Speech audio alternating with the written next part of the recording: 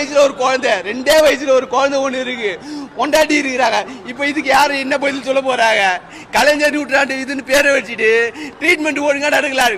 நீங்க முதல்லயே இங்க அட்மிஷன் போடுறப்பவே டாக்டர் இல்ல அப்படின்னு சொல்லியிருந்தீங்கன்னா நாங்க இதுக்கு இங்க வந்து பார்க்க போறோம். டாக்டர் இல்லன்னு தெரிஞ்சுதா? இல்ல வேற இடத்துக்கோ இல்ல வேற ஹாஸ்பிட்டலுக்கோ எங்க போய் பாத்துருக்க போறோம்? அட்மிஷனை போட்டு கூட்டு போயிட்டு எமர்ஜென்சி வார்டுல பாத்துட்டு பாக்குற கூட படுக்க வச்சுட்டு இப்ப அடியாயமா இப்படி சாவச்சிட்டாங்களே. நீ காலைல வரையும் கூட ஒரு டாக்டர் வந்து பாக்கலைங்க. 9 சும்மா ஒருத்தர் கூட வந்து சும்மா ஒண்ணும் கிடையாது அப்புறம் சார் இங்க பாருங்க சார், இது நல்லா பாத்துங்க சார். இதுதான் சார் ஓபி சீட்டா சார். அவங்க உள்ள ட்ரீட்மெண்ட் எடுத்த ஓபி சீட் எவ்வளவு அழகா போட்டிருக்காங்க பாரு சார். பேப்பர்ல எழுதி எவ்வளவு அழகா ஓபி சீட்டை போட்டு வச்சிருக்காங்க பாருங்க சார். நல்லா பாருங்க சார். கேட்டா இதை கொடுத்து இந்த ட்ரீட்மெண்ட்லாம் நடந்துச்சா? இது இப்ப காலையில எழுதினு வந்தது சார். இப்ப இது காலையில இப்ப எழுதினு வந்தது வெறும் பேப்பர். இது பாருங்க எப்படி நடக்குது பாருங்க. இது ஹாஸ்பிட்டல், இங்க பாருங்க இது ஹாஸ்பிட்டல்.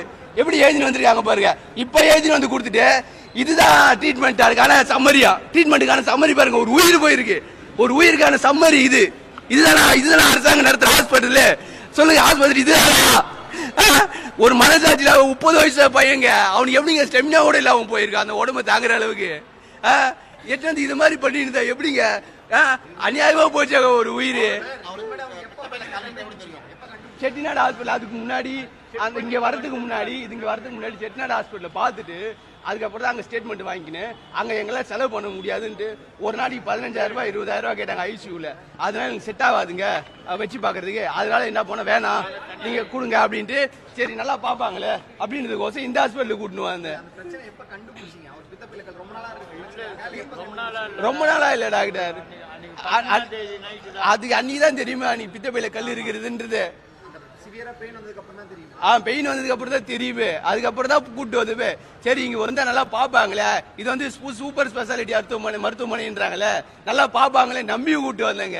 இப்படி அநியாயம் பண்ணிட்டாங்களேங்க. இதுக்கு ஒரு நீதி நியாயமா கிடையாதா? விக்னேஷ் வந்து ஒரு ஒர்க் ஷாப்ல வந்து ஒர்க் இன்சார்ஜரா இருக்காருங்க.